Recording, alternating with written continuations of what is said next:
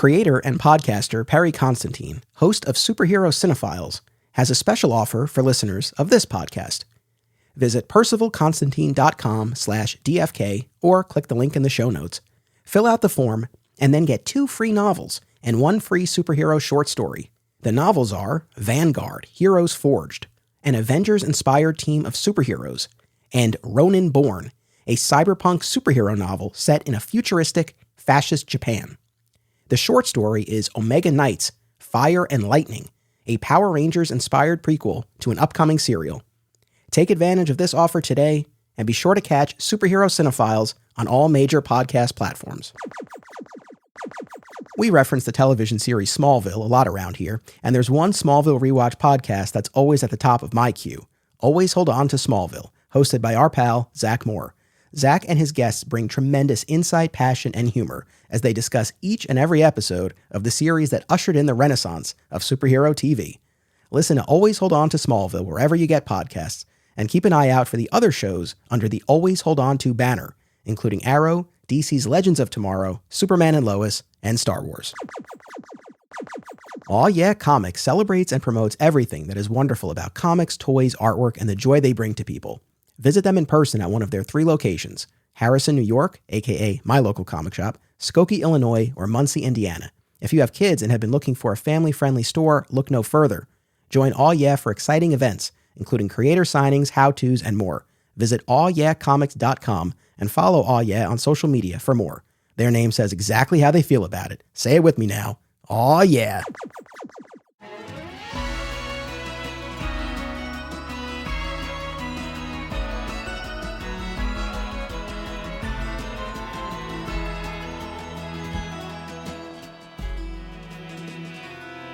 Welcome to Digging for Kryptonite, a Superboy fan journey. I'm your host, Anthony Desiato.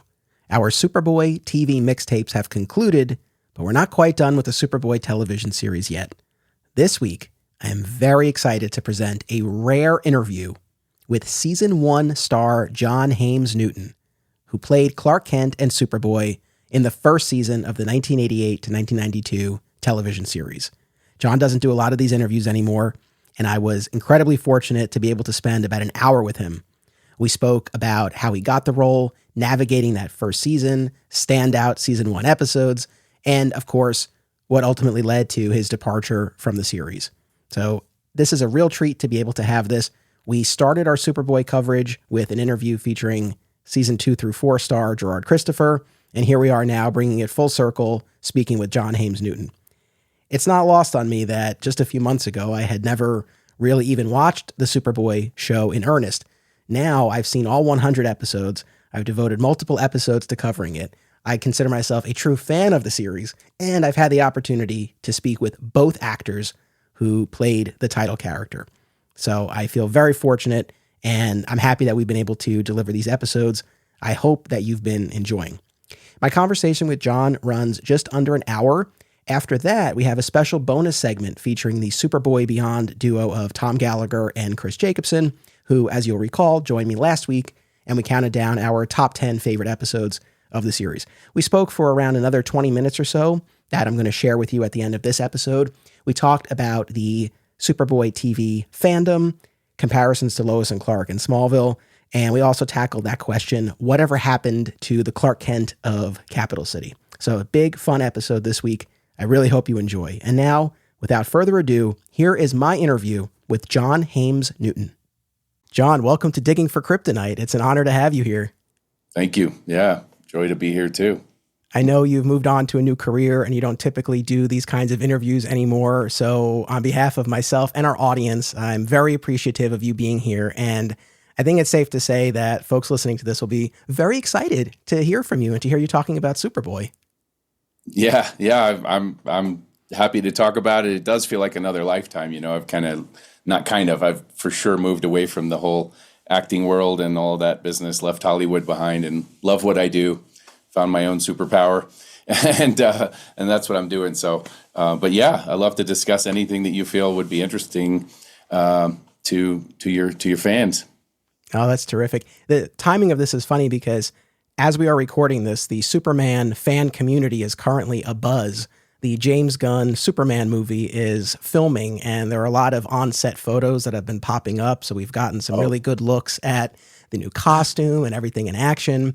And what I wanted to ask you, in the decades since you donned the cape, we've had so many subsequent iterations of the character on screen: Lois and Clark, the animated series, Smallville, the Henry Cavill movies, the Brandon Routh movie, Superman and Lois. Have you followed these, or do you find that you kind of stay away from the Superman world? That's such a great question. I've definitely seen some of them. I liked Brandon Routh or Ruth, or I'm not sure how to pronounce it. I felt like he did a good job. I actually met him in LA. Really nice guy, very genuine. I met him in passing. But I was, of course, a fan of the Chris Reeve stuff until, what was it, 3 and 4 kind of got a little out of hand. But the first two I felt were really good films. I stay away from a lot of the DC and Marvel world only because usually the first movie out is really good, like Doctor Strange. Like, to me, it's phenomenal, right? But then they get into so much CGI and so much like in your face with not a lot of soul and not a lot of story. So for me to sit through a film and use that 2 hours, 2.5 hours out of my life, I want to feel a connection to people. And some of these movies have become so just in your face with just like how much action can we throw at you? Like, I freaking love the first Captain America. It was like Chris Evans. I'd worked with Chris Evans before, just nice guy. I love that film, so much heart and soul. And then Winter Soldier starts getting into the really dark but just intense. And I know some of your fans love that. I just don't. I need a good story. I want to feel connection. I'd rather have some of that. Like the first Thor. What a great movie. I'm sorry, I'm getting into a lot of outside stuff from Superman, but I liked Henry Cavill. Am I saying it right? Cavill, sorry. I always get him and Jim Caviezel mixed up. They're both great actors, by the way. Man of Steel, it just got really dark and intense, and I was like, it didn't have to do that. That's just me. I don't know. I'm really mindful of what I put into my system, and I don't love horror movies. My favorite movies of all time are The Edge of Tomorrow, Source Code. I love intense stuff, but it's hard for me to really kind of enjoy things that are just too in your face with the CGI. So I haven't seen all of them, no, by a long shot. Maybe this new one's better. Maybe it's great. I'm happy to give it a shot. Yeah, we'll see. We're all waiting, and we'll keep an eye on that. But in the meantime, again, so happy to have you here and be able to talk about your experience. Now, I know you've talked about how you did not grow up as a fan of the Superman comics per se, though I know there were comics at your grandmother's house that you read, and there was a Superboy comic in particular that grabbed you. I was hoping you could talk about that and share with us what it was that really resonated with you and grabbed you about that particular one. That's so funny that you knew that. Did we talk about this at one point way back? No, but I've checked out other interviews that you've done. Okay. Yeah. So when I was really little, I mean, we go to your grandparents' house and they had this old basket of comics. And I just remember the Superboy comic really stood out. And it was the one where Superboy is he's in a ring and a boxer was hitting below the belt or something. So he punches this boxer. And is it that one? That's it. Oh my God, I got goosebumps because I don't know why something struck me about it. He's standing up for the little guy. He has an injustice cord, right? This Superboy. And I don't know why it just stuck with me. And, how I got the job was a whole nother thing with cosmic synchronicity. Because I was just on vacation in North Carolina and I went to go see the studios. I thought, I'll just go see the studio. So I drove an hour and I was living in New York at the time. And Lynn Stallmaster just happened to be there that one day. And the casting people let me in, which was a big deal because I'd come from New York. So, the local talent base was probably kind of skimpy. and I read for Weekend at Bernie's. He goes, "Would you be interested in a TV series? I think you're perfect for this young Superman." And I was like, yeah. So that was kind of fun. That just happened randomly, happenstancely, right place at the right time. So... But yeah, I remember that. So I did like some comics. It wasn't like I was anti-comic. I mean, I really liked Mad Magazine, if I can be completely honest with you. I'd never missed an issue. Spy versus Spy was my favorite deal. And a lot of the young fans there probably don't even know what that is. So No, but that's fantastic. And for anyone curious about the specific Superboy issue, it's Superboy number 124 from, I believe, 1965. So if anyone wants to take a look at this cover that you and I are talking about, they can do that. Do you know what month of 65? Does it tell you that? I don't know offhand. We could check after. It's just interesting that I was born in 65. And that's, I'm an old guy. But that's funny that issue, I didn't know that was 65. That's funny. So yeah, you talk about that synchronicity. There's another layer to it. That's amazing. My whole life is riddled with cosmic synchronicity, as a lot of you probably can relate. We've had wild things happen that we can't really explain. What are the odds, we could say? Sure. So obviously you have the Christopher Reeve movie series, these comic book experiences at your grandmother's house. Other than that, what, if any, exposure did you have to the character of Superman before you got the role? Like, had you ever seen the George Reeves television series? No, I'm sure I'd seen an episode for sure. But the fact that it was black and white as a kid and Gilligan's Island became color, that was like, Wild Wild West became color. And when I was a kid, I kind of gravitated more away from the black and white stuff.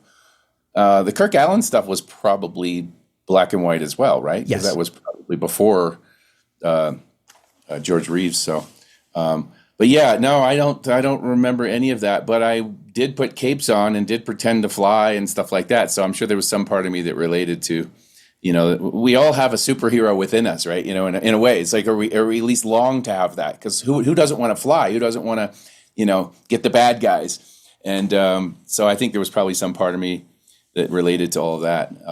But no, I don't remember watching too much of that when I was a kid. No, totally fine. Part of the reason why I ask about George Reeves is that his iteration of Clark was about as far away from the bumbling, mild-mannered version that we would later see in the Christopher Reeve movies. George Reeves' Clark was very confident and capable and assertive. And kind of on that note, one of the things that I really want to pick your brain about is your interpretation of the character, particularly Clark. I know I said this to you when I initially reached out, and my guest and I have been talking about this in our run of Superboy episodes that we've been doing here, where throughout that first season, even as the show was finding its way and figuring it out, one of the things that really held my interest throughout was your take on the character. The fact that your Clark, though, yes, a bit insecure and mild-mannered, was still more capable and assertive than, again, the more bumbling iteration of the character. And so I was just curious what kind of your motivation was and what informed your take on the character. A couple things. Let me just say this. If I could go back in time, I have a lot of those things. If I could go back in time, I would completely do things differently. Hindsight's 20/20, right? I know there was a big part of me that didn't want to imitate Chris Reeve, because I knew that would be the first thing people would say. And I was like, I don't want to do that. My hindsight would be to play him not bumbling, but insecure, because in reality, he probably would be insecure. Has all these differences between him and everybody else on the planet, right? So he feels out like an outsider. He's hiding who he really is, except to his, parents and that kind of thing. So it would be more of an insecurity but he would also have to make a conscious choice, because in reality, as Superboy evolves into Superman, Clark is the real character, and putting on the costume, Clark is the real person when he's younger, I feel. And then putting on the costume, the Superman isn't who he is, but that's who he becomes. As he gets older, that's who he is. Clark is the character. In other words, he's pretending to be Clark when he's really Superman all the time. But when he's younger, I feel like he's probably insecure, probably trying to fit in, probably, do they have puberty on... Is Kal-El the name of the planet, or is that the name of his father? I don't remember all of that. Kal-El's the father, right? He's Kal-El. His father's Jor-El. And yeah, they come from Krypton. And the planet is, I'm embarrassing the crap out of myself here. Okay, Krypton. Krypton. I knew that. I'm sorry. I was just thinking of the language. Krypton. I knew that. I don't know. Obviously they developed. There's a lot of problems with if we look deeper into the storyline and the reality of it, like the beard, like how does he shave? What metal would handle the bristles? And clearly you could see that I was shaving. I don't know. There's a lot of little things like that. And I'm sure in a movie you could see a filling, in some, when Superman's, laying down or something, you can say, why would he have a filling? Anyway, there's a lot of those kind of things, but that's what we have to let go of that and have our, let go and enjoy the actual story and not find faults in everything. But I would go back and do it differently. But my take was to just be someone finding their way and not really having decided so much like, who am I when I'm Clark? Who am I when I'm Superboy? Because I'm still young. So I don't know that I would have ironed all that out. So I kind of felt like that's the way to go. In hindsight, I'd be even more insecure as a character well, that can't be Superman, right? Even though they look identical, except there's a curl coming down mysteriously. Yeah. So. No, I hear you. But for whatever it's worth, for this for this viewer, and I recently watched your season and the entire series, so I've really been immersed in the Superboy television show. I really liked what you did in that first season. So again, for whatever that's worth, I know, hindsight and all of that, but yeah. And part of it is, and I think people listening to this can really identify kind of the version of the character that you gravitate toward is so informed by, kind of what you grew up with. And so I grew up in an era of the comics where Clark really was who he was, and then Superman was what he could do. And so then kind of watching season 1 of your show, that felt very much in line with the version of the character I grew up with in the comics. Whereas someone who maybe has more of a formative experience with the Christopher Reeve movies, yes, I could see why maybe then it might feel a little bit different to them. Yeah. I could see that for sure. Now, my understanding, and correct me if I'm wrong, but my understanding is the producers originally envisioned a take on Clark that would be more similar to what Christopher Reeve had done. Was that the case? And was there any kind of back and forth between you and the producers over how you were going to play the character? There was some discussion. Elia was definitely the heavy hand in the idea department, and he was really there. His father really wasn't too involved, other than he was probably somewhere in Europe with a cognac and a big cigar, I'm guessing. But I don't know. When did Alexander, when did he pass away? Do you know? I don't know offhand. Yeah. So Elia was there. We did have discussions, and the line producer, Bob Simmons, we had discussions about things. Really what happened was we did the first 13 and everybody was kind of finding their way. The scripts were really poor. We had to shelve some episodes that end up being forced to air. One was about the homeless. Nothing wrong with homeless episodes, but this homeless episode was bad. We had Bird Woman of the Swamps was, I believe, another one. These really bad episodes, and they shelved them until they just had to air them. And even when we got the scripts, we were like, this is pretty bad. So they realized that things needed to improve. And the second 13 that we did, so we did the 13, we got picked up for 13 more, making 26 for the first season. One of my ideas was, I'm like, well, you have these writers. They had the writers from Star Trek. And that sounds like that's a great idea. No. The series from 1967, like these guys were old. They were clueless with what was going on. And nothing wrong with old if someone's plugged in and old, but some of these writers were writing kind of in this, it wasn't great. So I suggested a writer that I'd met, his name was Cary Bates, and he was a big Superman comic writer, and he had a good take on the character. We'd had some good conversations. So it was my idea. I literally pitched him to the producers. I'm like, get this guy in, have him help writing. He's really good. He'll be like, and they brought him on, and I think he was on the whole time. What's interesting is years later, he never, like I think I ran into him and I asked him, and he doesn't remember that I brought him on. So who cares? But it was funny. He was like, no, I don't think it was you. I was like, okay. Anyway, so the point is so that second set of 13, the last one, we had Revenge of the Alien Part 1 and 2. We had some really, I feel like some really good episodes. We had George Chakiris come on from West Side Story and Ray Walston from My Favorite Martian. But I'm dating myself with these old kind of credits, but these were really good actors, good character actors. We had some really fun characters that we got to work with, as far as Abe Vigoda from Barney Miller and The Godfather, right? That was fun. Dano from Hawaii Five-0, again, from yesteryear of TV, but it got much better. And then, of course, I left the show, and that's that as far as history goes. But yeah, I feel like we all found our rhythm and stride kind of coming into that second set of 13. Sure. Well, again, I mean, I think any show, there's a little bit of a learning curve. And I know the problem was, or just the issue was compounded on Superboy, because I know you had a crew, right, that wasn't as experienced as maybe some others, and you were at a new studio in Florida. So I know there was a lot kind of swirling around as you were all getting your footing. Yeah. Absolutely. Yeah, there was a lot of that. It's a right-to-work state, so there was a lot of first-time people that had never been on a set. And then, of course, we had some good, DPs, and they brought in some the effects people from the Superman movies, Bob Harmon and I forget his assistant's name. And they were first class, first rate, and they all helped design all the flying stuff. And the stunt coordinator from Miami Vice came over, and we did have some really good crew. But there was also some, the people that were new, and that's okay. I was new too. It was my first series. I'd done commercials and a lot of theater, but I hadn't done much episodic stuff. So. You might have already answered this with Revenge of the Alien, but I was curious, was there a particular episode when either you read the script or you were on set filming it where you felt like, okay, now we're really cooking. Like now we've really got something going here. We've kind of sorted it out and I like what we're doing. I don't remember the episode. I remember it was George Chakiris, and I remember where I was sitting when I had that exact thought that you're asking me I had that exact revelation. And it was when we were in his lab and he tries to put a needle in my arm and it breaks.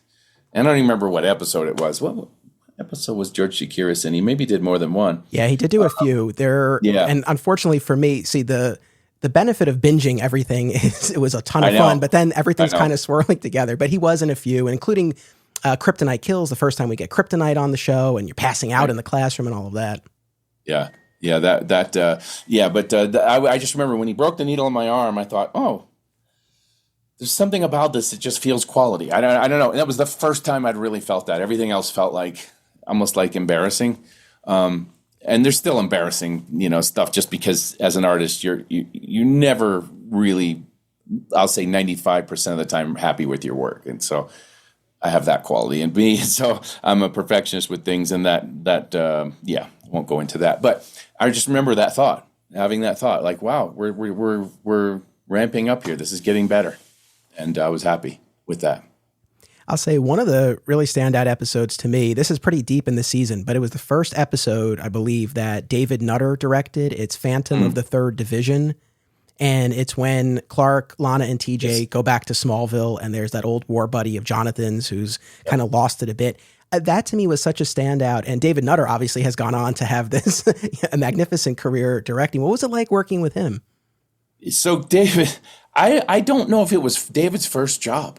I'm wondering, I think it may have been because his parents came to set and he was like a big kid, but also very talented. You could tell like this guy's going to, do well. I didn't see Game of Thrones. I didn't necessarily, who can see that far into the future, but he was, most new directors, they overcompensate and they know they have to have a vision, and sometimes the vision is so strong that they don't take the time to listen and connect, and because there's the insecurity coming through that's powering them forward so that no one sees a crack in the veneer. David was never like that. He was always like, what do you think we should do here? And I was like, and it never compromised his vision. It was like a genius in a way. and I can't explain it necessarily, but he was very humble and just one of those people like you're lucky to work for. And I've auditioned for him since when I was still in the business, and just really just a great person and very talented. And I know he's got a lot of back issues and stuff. He struggles like with his physical issues on set, which has got to be tough, but he still powers through and does great work. So it's amazing. I mean, among his long list of credits, he directed the pilot for Smallville, which was as formative for me as a whole generation of fans, as your show was for a whole other generation of fans. Right. So that's awesome to hear. Hand in hand with your take on Clark, which again, just really resonated with me. Hand in hand with that, I think the other aspect of that first season that really sang was the camaraderie among Clark, Lana, and TJ.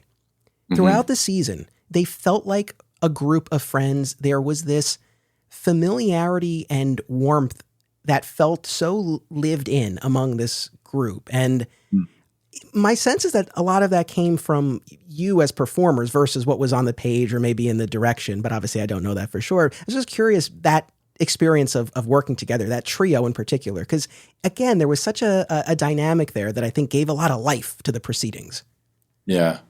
Yeah, for sure. I mean, we got along. There's lots of famous stories about, certain series where the people that work together hate each other, right? And then on set, you think they're best friends. So it's kind of like the thing where we were friends. We did hang out. We all kind of, they put us up in the same places in Orlando and stuff like that. And And so we ended up, we'd have dinner together and do our own thing, but also hang out a lot. And we were around each other a lot too. So I'm sure some of that did translate. But they were fun people to be around, and we all, enjoyed each other's company, and I'm sure some of that translated. But we also made a concerted effort to portray that, the friendship and the connection and just the familiarity that comes with good friends that you can't.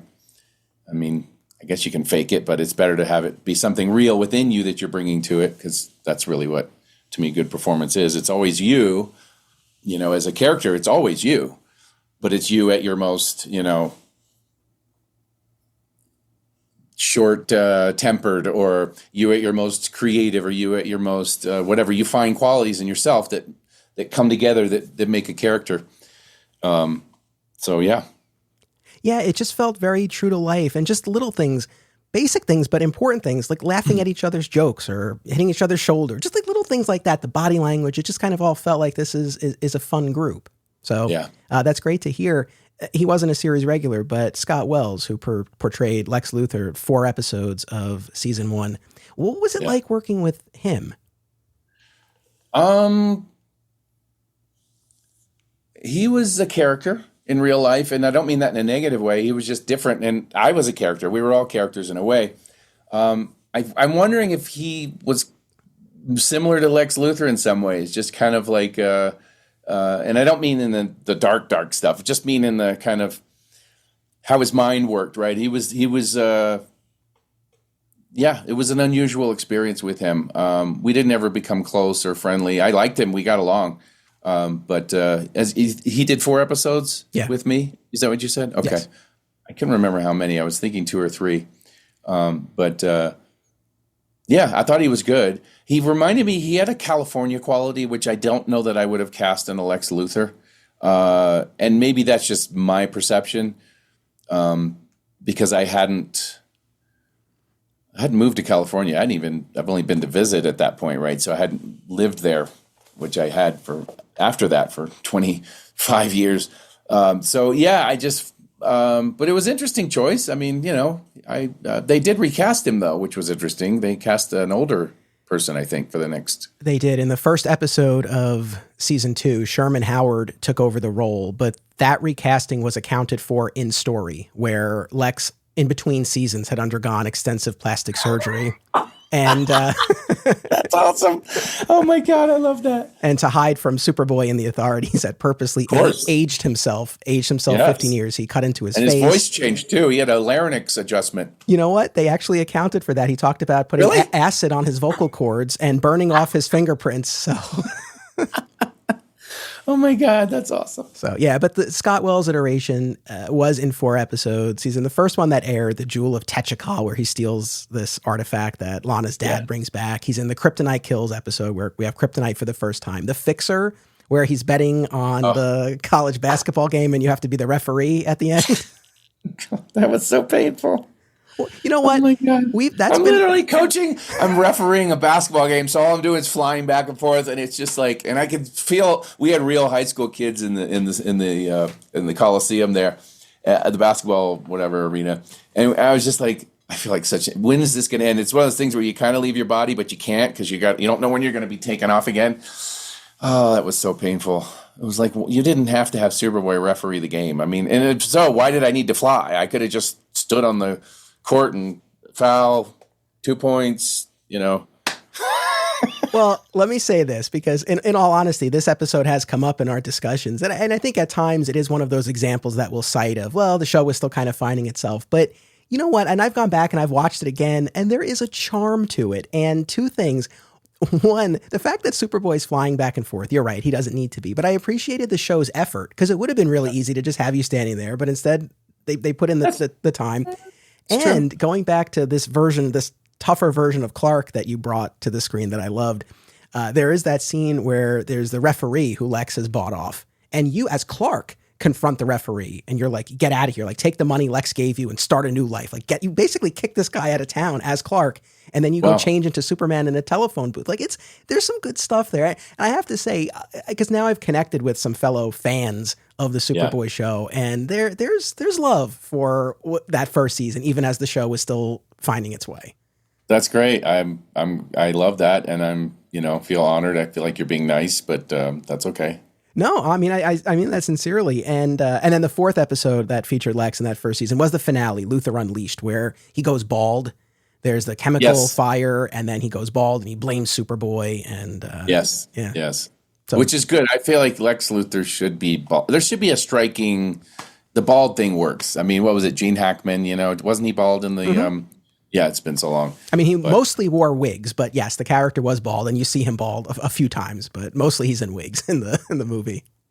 It's funny. I can tell you, I must have seen every Superboy episode that I did, but I can tell you almost all of them I've only seen once, and I kind of because I had to watch them. So there's only a couple episodes where I've ever seen them more than once, and I know the Alien 1 and 2 on the Alien. I never saw that Lex Luthor one more than when it aired. Probably I watched it. That's funny. I should probably go back. I do have the DVD collection, and my kids. You'd think I'd show them to my kids, but I haven't. So I know my daughter's seen an episode. She just has. She's 17 now.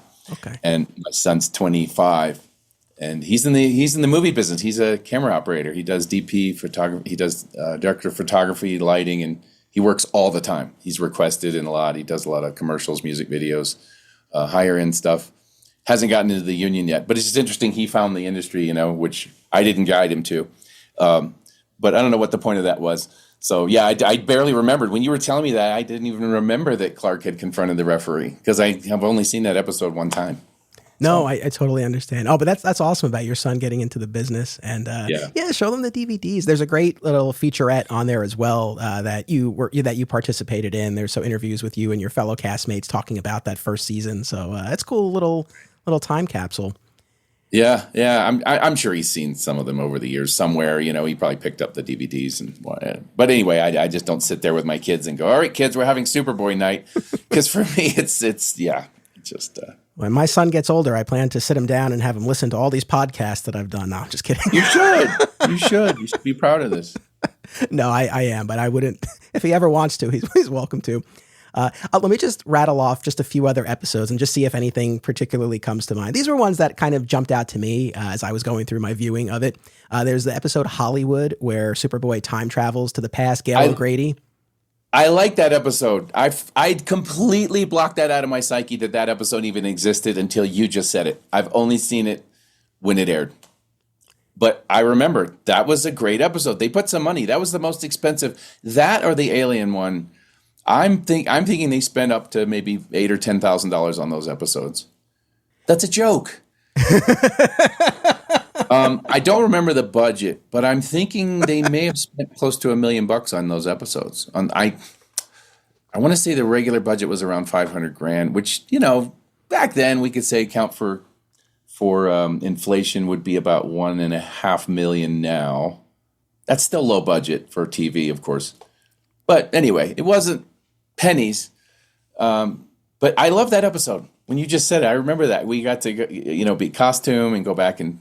Wasn't there a time travel involved with it or something? Yeah, so you went back to, I think, 1930s Hollywood, and exactly. It was you and Gail O'Grady. You guys were great together, and the way you were dressed as Clark was kind of reminiscent of Clark Kent, the adult reporter from that time period, and looked great. It was, that was a really fun one. I know we touched on the Revenge of the Alien and that two-parter. There's Little Hercules with a very young Joaquin Phoenix. Yes. Oh my God. That was great. He was such a cute kid. We had a great time, and he wore the costume. I remember the only other person to wear the costume that I remember. I could be wrong, but he was super cool. And then I ran into him after his brother came to set, right?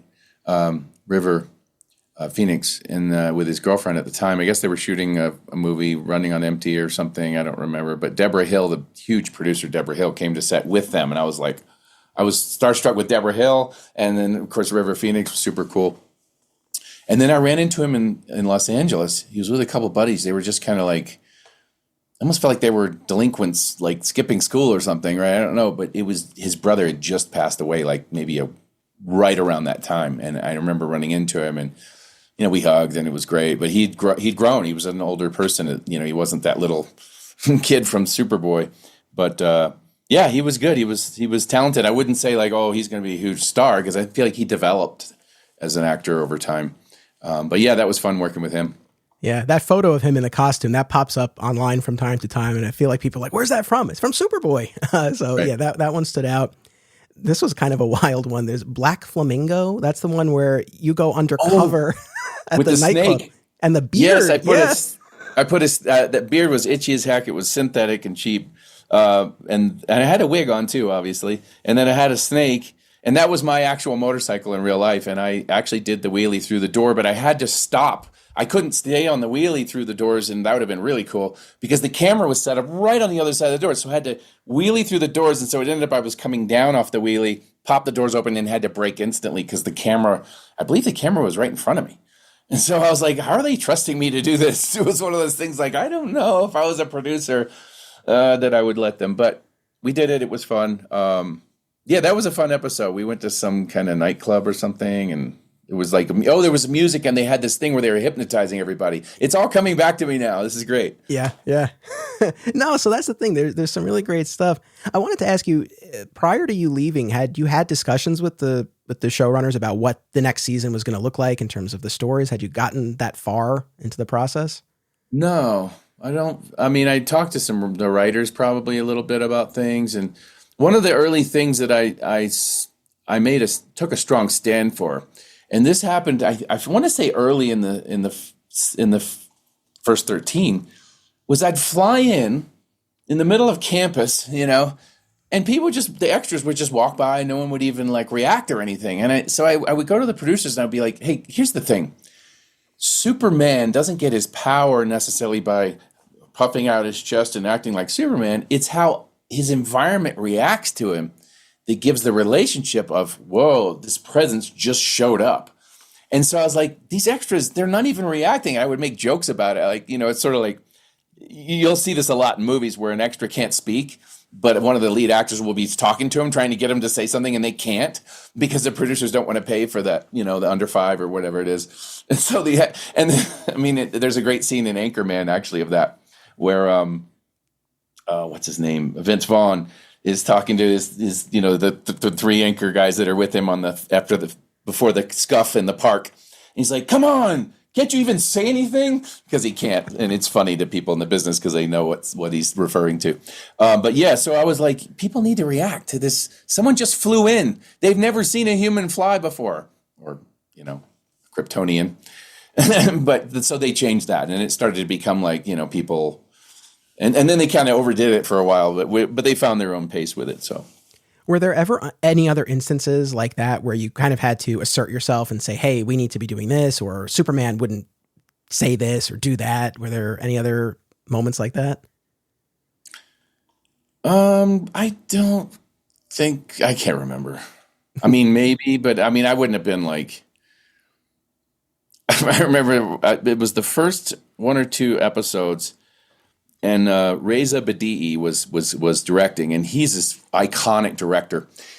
He directed the Hawaii Five-0 like original episodes, and maybe the pilot, but he directed the opening titles with that tidal wave. That was Reza Badi'i. So he's this legendary Persian director, and he's famous for literally in an editing session, he picked up a Moviola, I think they were called, these editing machines. They were pretty big, and literally threw it out the window, like a 2-story window somewhere in probably Burbank or something.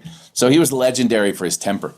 And so he's directing, and I'm laying down, and somebody flubbed up the line, and I said, cut. I said cut as the actor, right? Oh my God, you'd think I just shot his car with, with a shotgun or something. I mean, he blew up, and he's like, no one yells cut on my set. And I was like, I didn't do it on purpose. It just kind of came out of my mouth because I was, kind of a new actor and didn't think about it, but didn't do that again.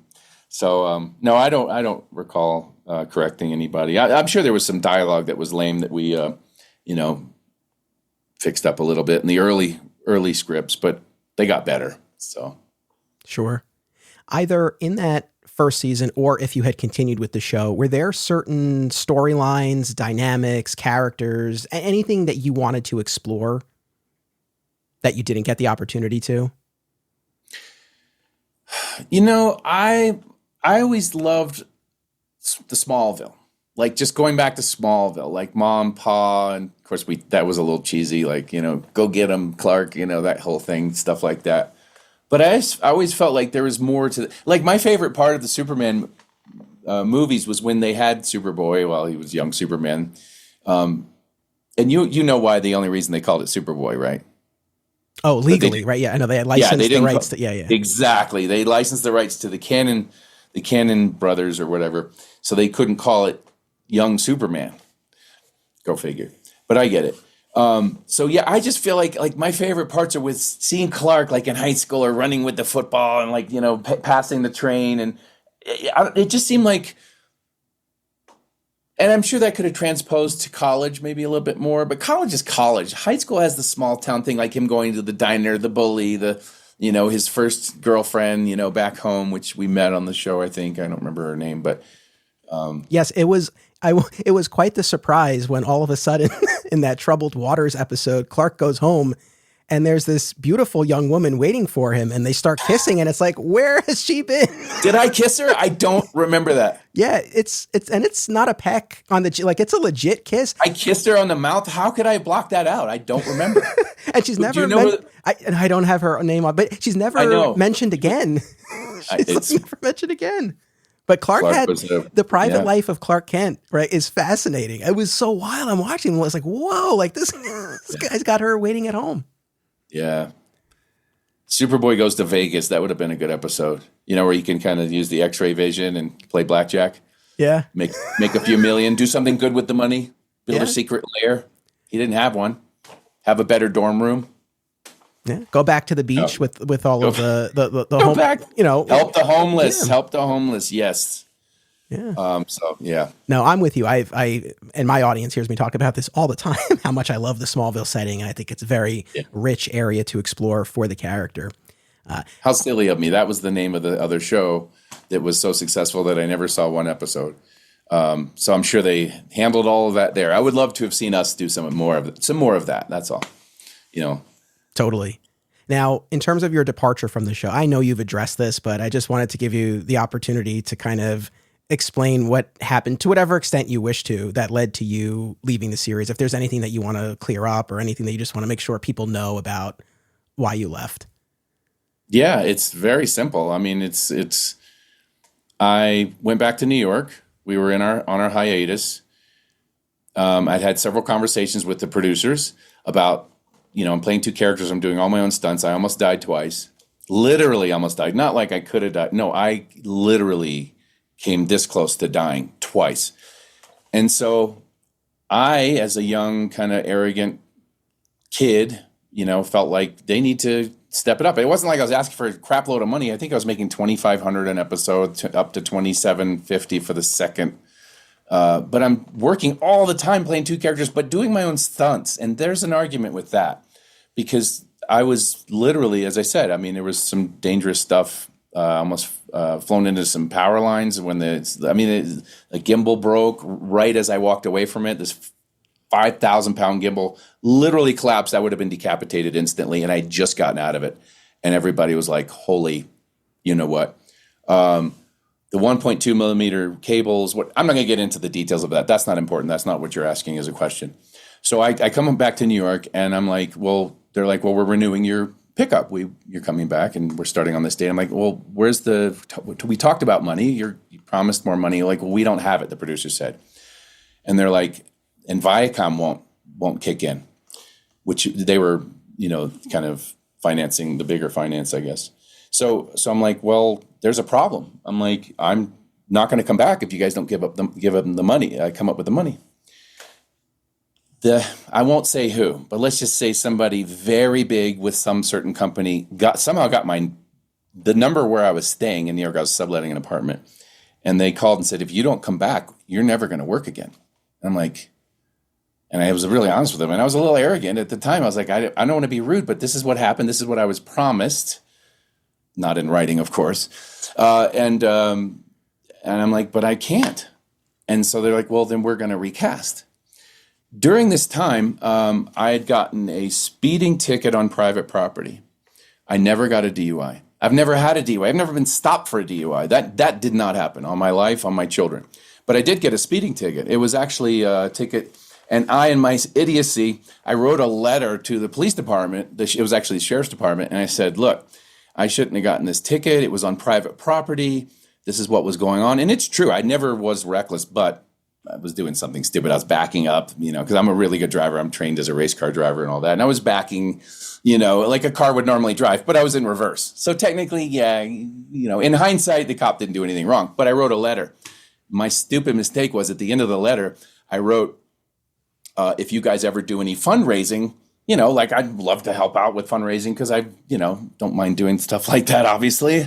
And so it kind of sounded a little bit like I was offering something to get me out of the ticket. On my life, that wasn't my intention, but it was stupid of me to do that. So they published that in the local paper right around the time when I'm like, oh, well, I'm not coming back because you guys promised me more money. So they used that to say, I broke my contract, or that's not behavior. So we're going to recast, which they'd already said they were going to do anyway. And I was calling the bluff because I really didn't think they were going to do it. I thought they were going to say, okay, all right, we'll give you $500. I would have settled for $500 a week, just out of principle. But they recast. And I was like, well, that happened. And then I was like, I started working. I started doing other stuff. And I was so grateful that I was able to work again because I really was like, what if I don't? Because every actor has that thought. So yeah, that's exactly what happened. I don't care what anybody else says. I'll swear on a million Bibles. I'll take a polygraph. And not that that's flattering. In retrospect, I would have honored my contract. I signed a contract. I should have gone back. Whatever people make verbal promises, that doesn't hold up under contract law. And that's one of my life regrets. Would my career have been better? Probably not. I mean, I probably would have been seen as that character. But maybe I would have gotten to direct some episodes. Maybe, it could have been a whole different thing. I don't know. But that's what happened. But just as an integrity piece, for me now as an adult that really feels integrity is important, I should have gone back. And I shouldn't have written that letter. And I should have been driving in reverse on private property. Skillfully, but still, it was in reverse. Yeah. Life regrets. But I was young and... what are you going to do? I've done other stupid things that nobody knows about, thank God. So what are you going to do? I appreciate you, kind of laying all of that out because, especially when you read online, all this business about the DUI swirling around. So I appreciate you, kind of laying that out. And you also participated in Ed Gross's Voices from Krypton oral history book. There's an interview with you in there as well, where you talk about that too. So that's another thing I would kind of point people to. I mean, I've never changed the story, so that's what happened. I don't know whatever is floating around. Some person wrote a Superman in Hollywood book, and he published in the book that I got a DUI. I could sue the crap out of him because I worked at the Betty Ford Center, like doing what I do now. I help people with addiction, and that could impact me. I'm a firefighter. I'm an active firefighter. I didn't put on there that I got a DUI. That's because I didn't. You can't. There's certain things you can't lie about because they find out. But the fact that he published that in a book and then it was later, put on the internet, I was like, this is not cool. That didn't happen. And he did, in fact, whoever that writer was, I don't know what his name was, but I could absolutely sue him and the publisher. I'm not that kind of person. I'm like, whatever. So. No, well, again, I appreciate you, kind of explaining what led to that.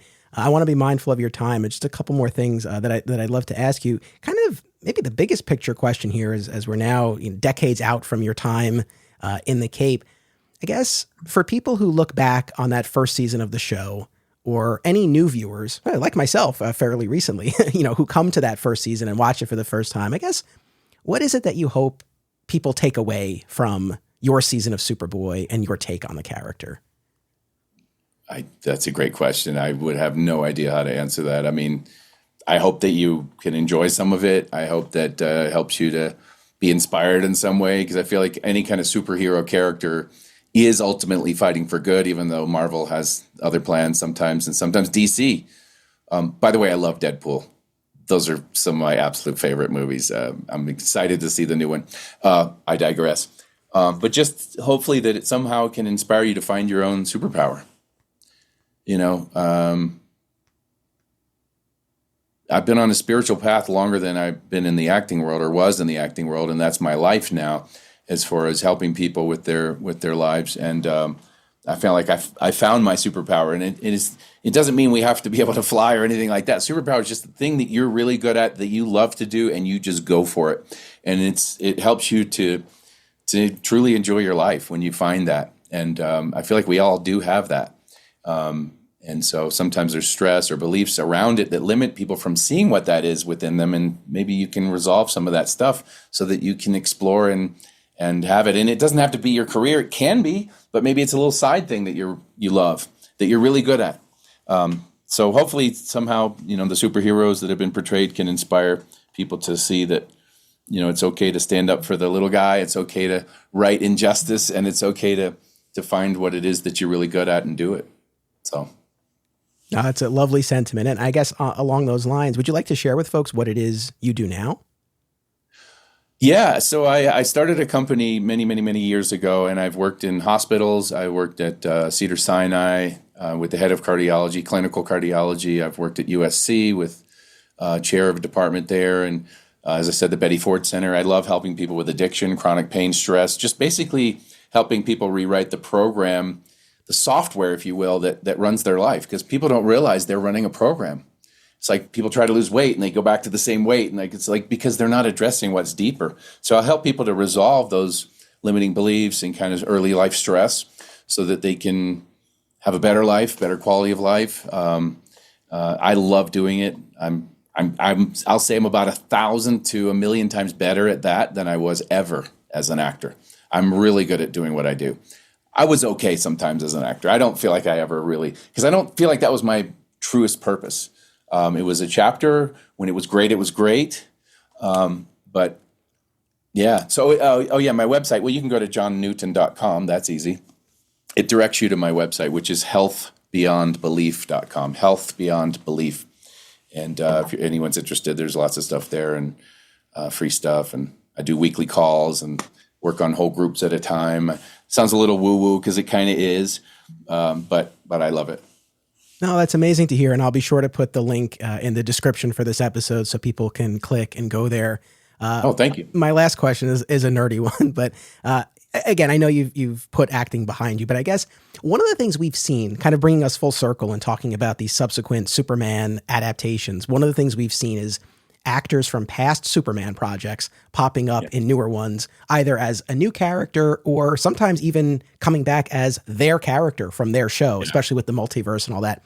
Right. If such an opportunity ever were to come your way, where they're like, we're assembling all the past Superman and Superboy actors, like, would you have it? Is that something that would speak to you at all? It depends on the context. If I felt like it had some redeeming value as far as impact, or it would bring joy to people, and I wouldn't want to be like a withholding. I'm not doing that. I don't want to be that person. So it depends on the context, depends on the project. It's possible, absolutely. I mean, it might be something fun. If it's not something that takes me away from what I do now. If it's just like a guest thing or a couple days of work, absolutely. Depending on the project. I did some favory kind of things toward the end of things when I'd left the business. I don't know.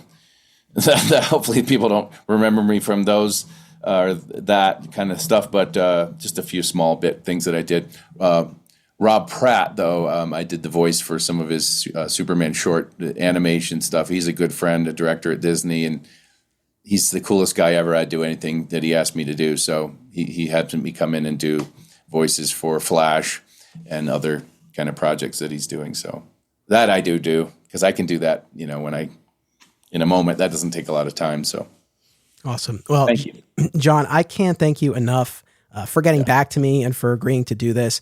Having spent the time with your season of Superboy that I did, to have the opportunity to talk to you for an hour about it really means a lot. And I thank you so much and wish you all the best on the path that you're on now.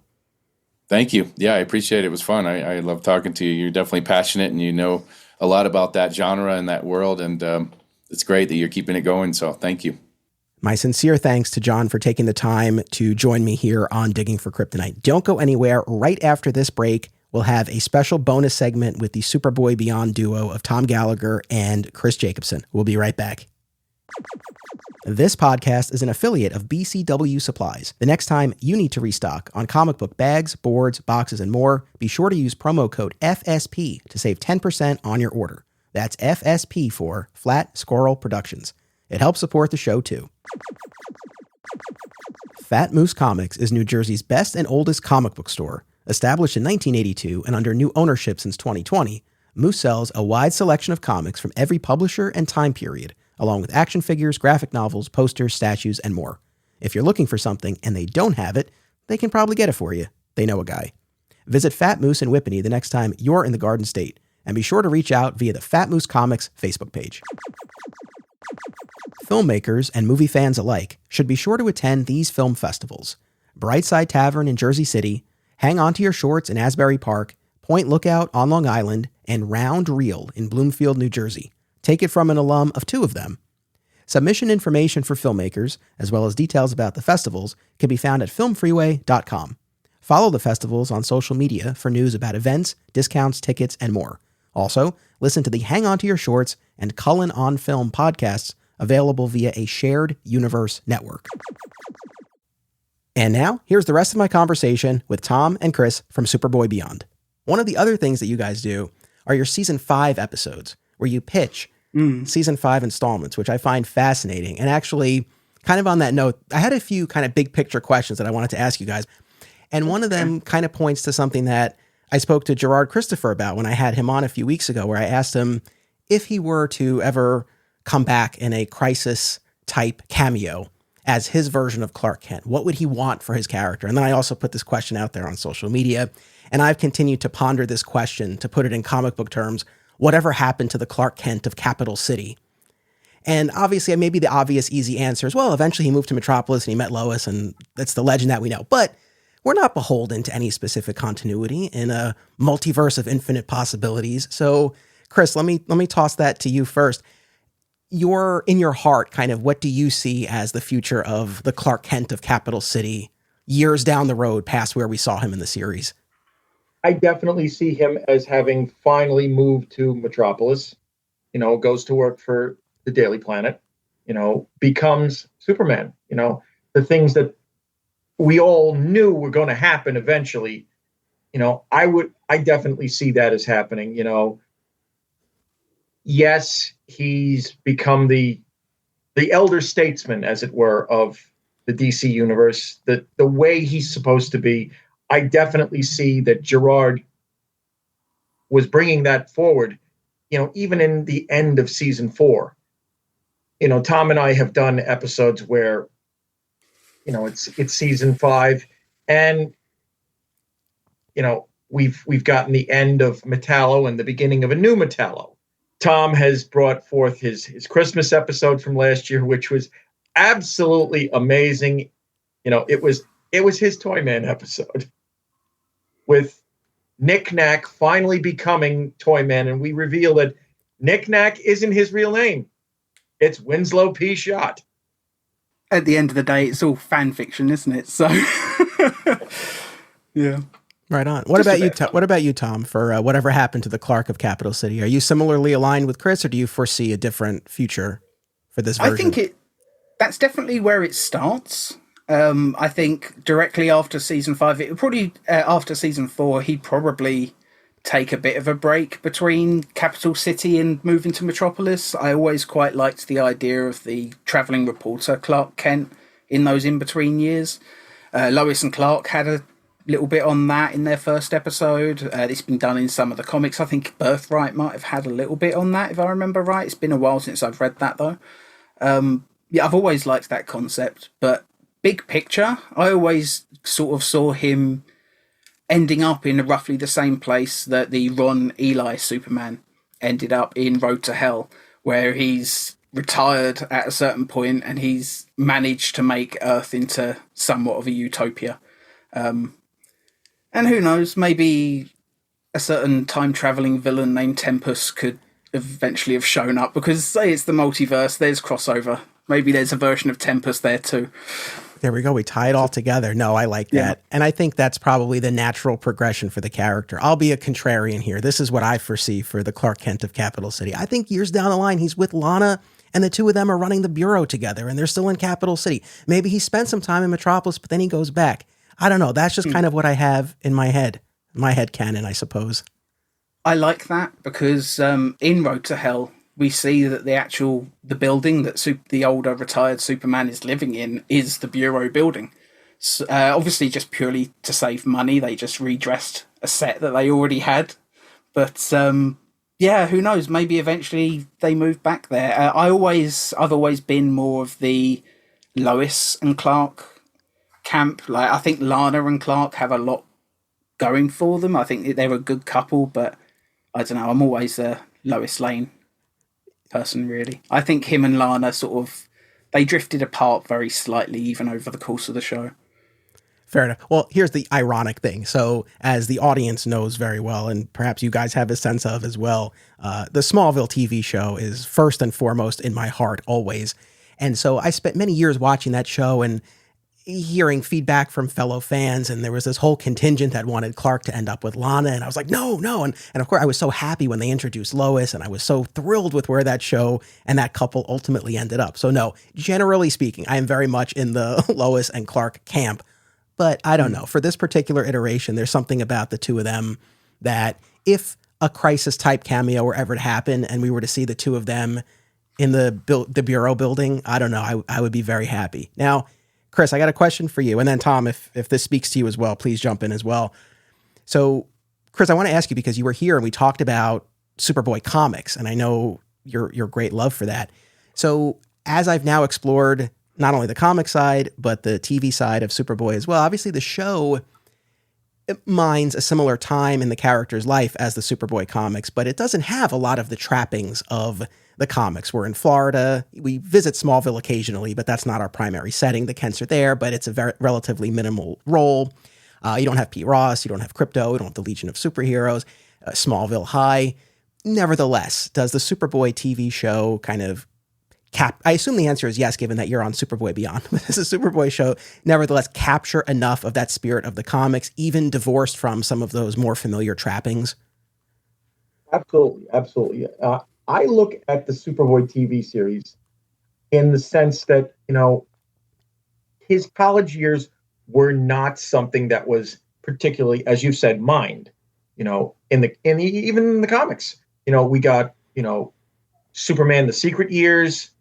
We've gotten, one-off issues here and there that talked about his college years, the issues that had Laurie Lamaris, but there was never anything particularly, involved with his college years.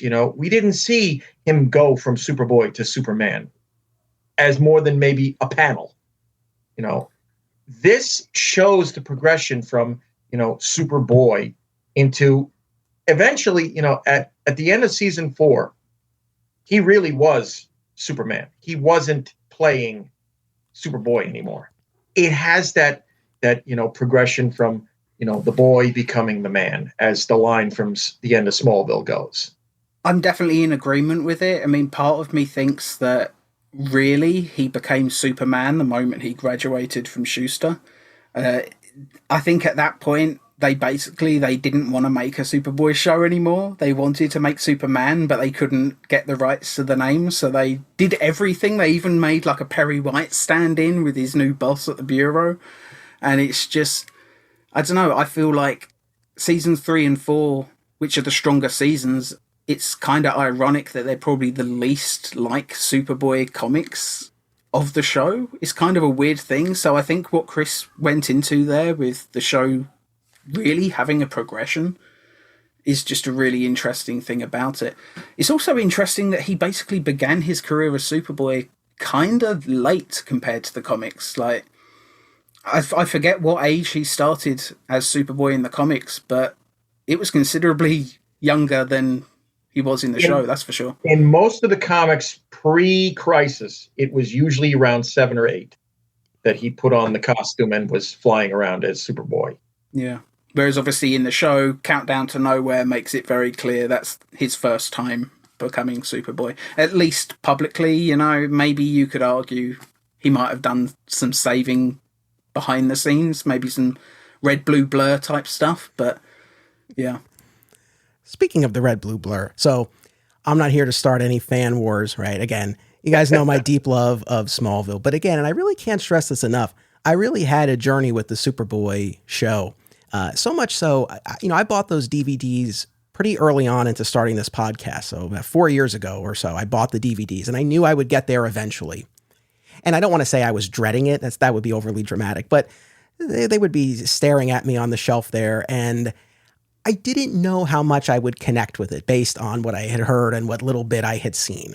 But I knew I'd get there eventually. And when I eventually did, I knew I didn't have to watch all 100 episodes. I could have, as a podcast host, I could have done these episodes we've been doing just by cherry picking. But I said to myself, if I'm going to do this, I got to do it. And if I don't watch these 100 episodes now, when the hell am I ever going to watch them? So I did it. I plunged into it. I binged all 100.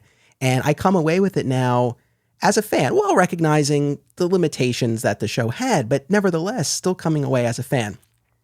That being said, Smallville does always remain first in my heart for the reasons that you guys, I'm sure, have heard and, and can likely predict, but just the idea that that show was really able to look at these characters as people and really explore those interpersonal dynamics and show that evolution, that progression, that journey that Clark goes on over those 10 years, from that reluctance and uncertainty to finally embracing that destiny. And some might argue the journey went on too long and it got frustrating at times, and I get that, but you always felt like there was somewhere for the character to go. And so that's something that always resonated with me about that show. At the same time, I look at the Superboy show and I can really appreciate the appeal of he's in the costume from the jump and he's just full-fledged Superboy. And there's a charm and an appeal to that.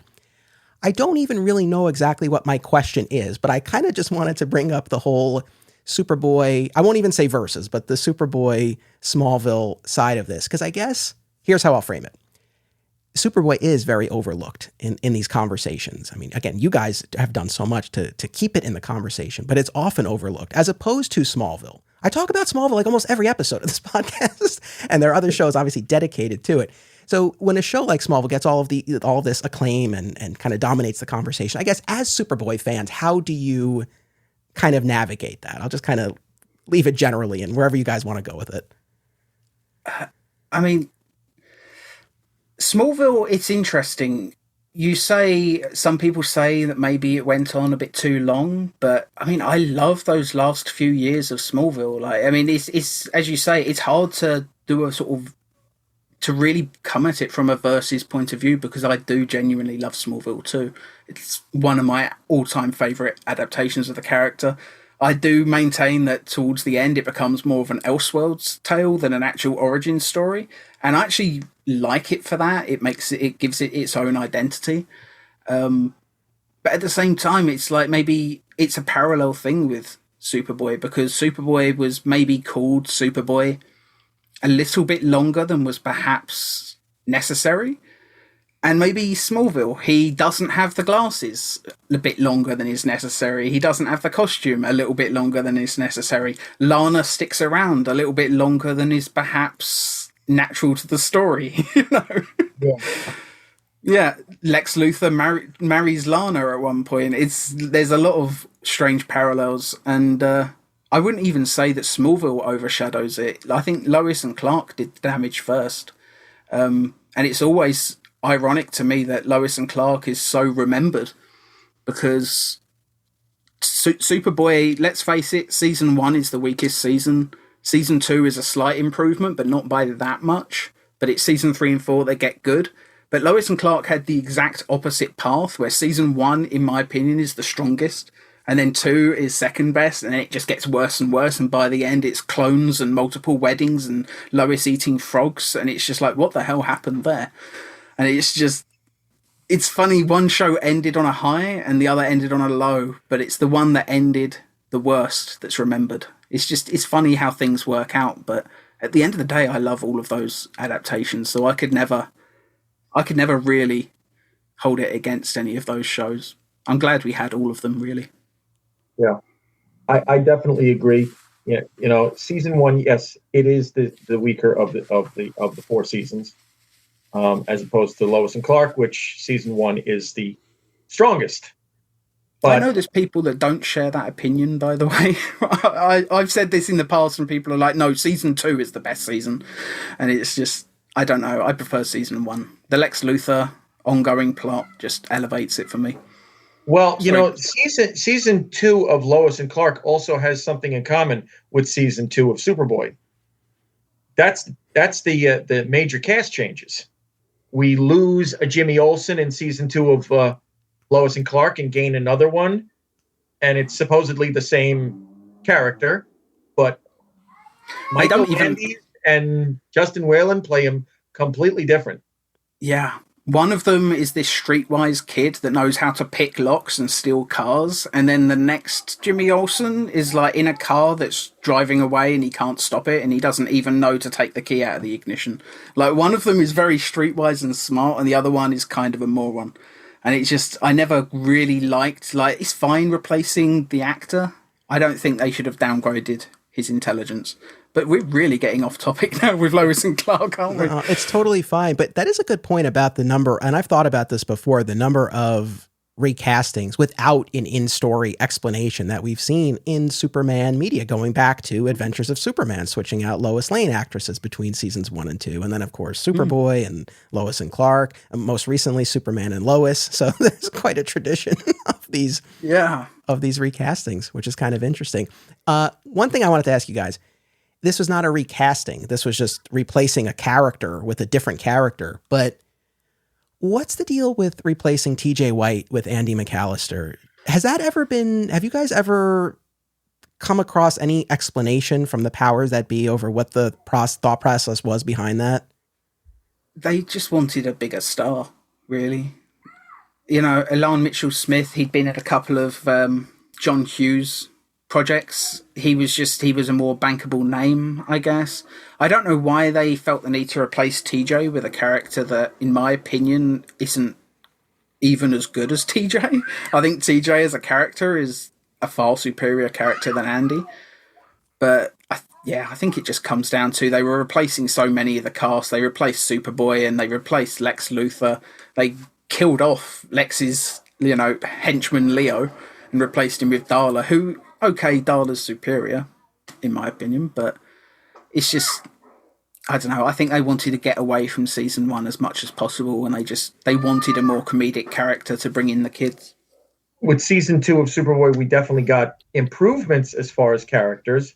I mean, Sherman Howard is a far superior Lex to Scott Wells, and Tom and I have that unearthed recording of an interview with Starlog magazine that Scott Wells did. And, his passion for the character was there. It's just his execution could never be there. Yeah. He talks a lot in that interview about his ideas about Lex Luthor. And everything he says is just spot on. All his ideas are perfectly, just exactly what the character needed to be for the show.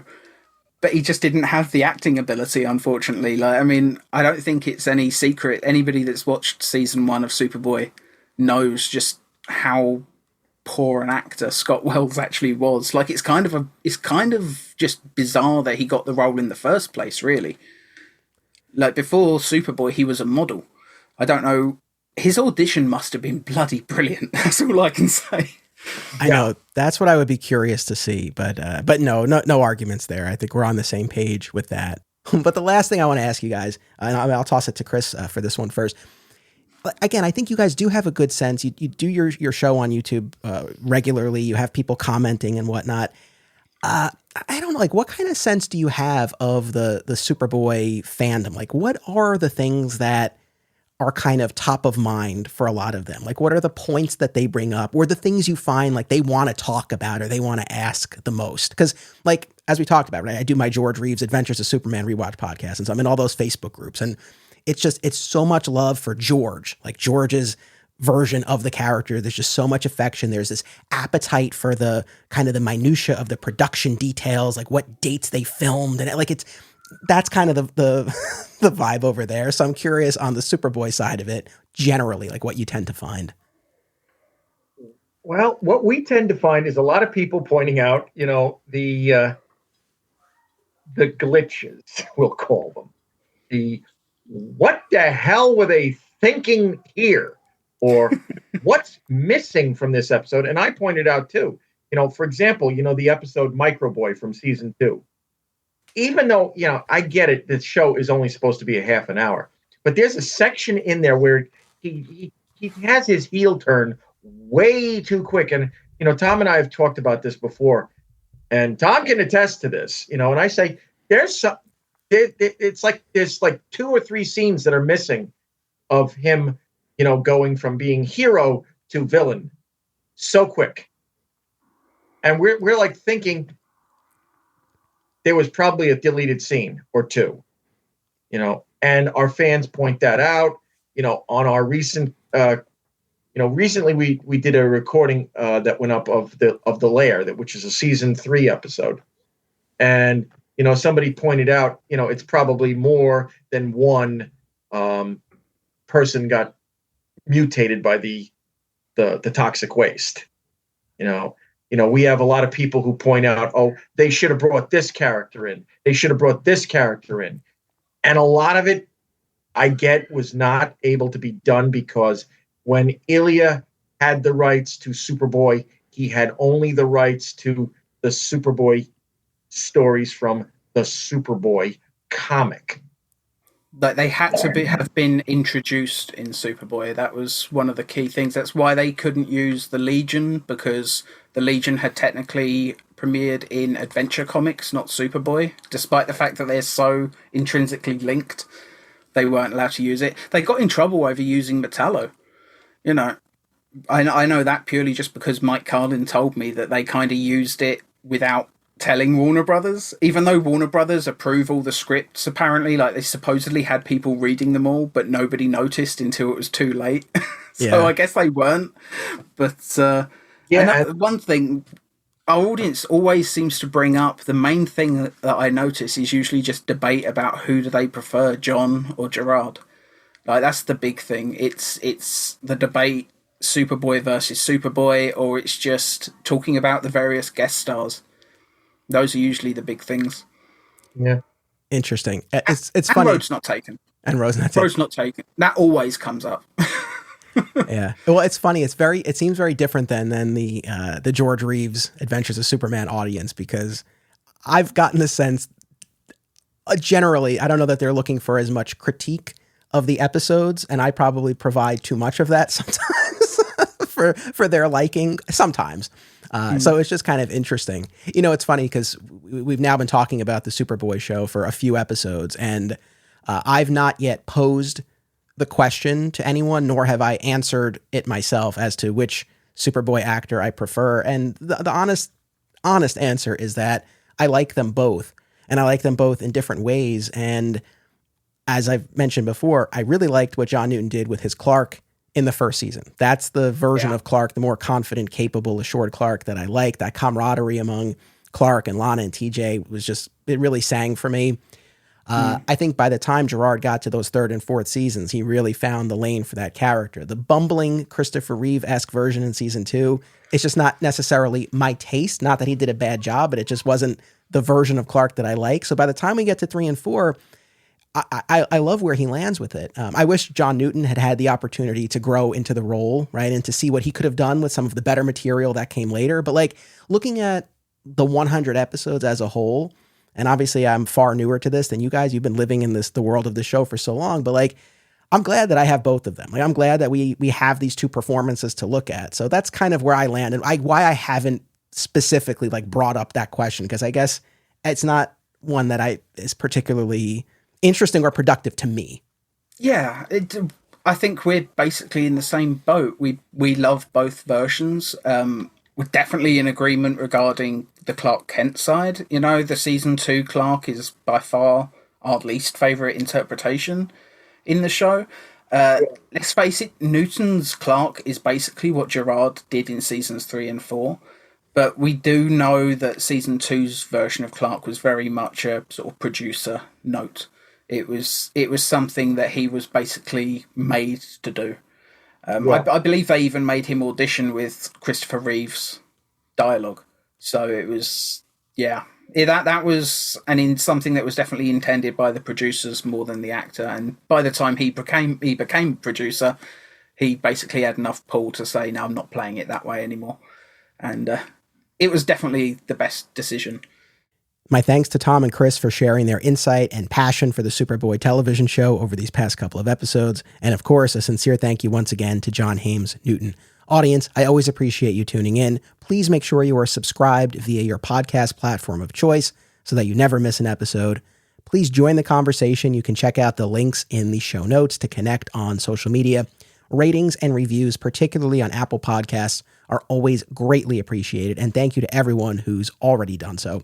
And for more with John Haymes Newton, be sure to keep an eye on the All-Star Superfan podcast later this year. A Superboy fan journey will continue, but over the next couple of weeks, we'll be presenting a pair of special interlude episodes where we catch up with what's been going on in the world of Superman. Next week, we have an episode on season 2 of the stellar My Adventures with Superman animated series. And the week after that, we'll be breaking down the recently concluded House of Brainiac event. And following that, we'll dive right back into our Superboy coverage. Keep tuning in, and as always, it's about what you do. It's about action. Be sure to check out our sister podcast series, Another Exciting Episode in the Adventures of Superman, an episode-by-episode breakdown of the classic George Reeves television show, available wherever you get podcasts. Please join us on social media, become a patron, and subscribe, rate, and review today. Links are in the show notes. Thank you all.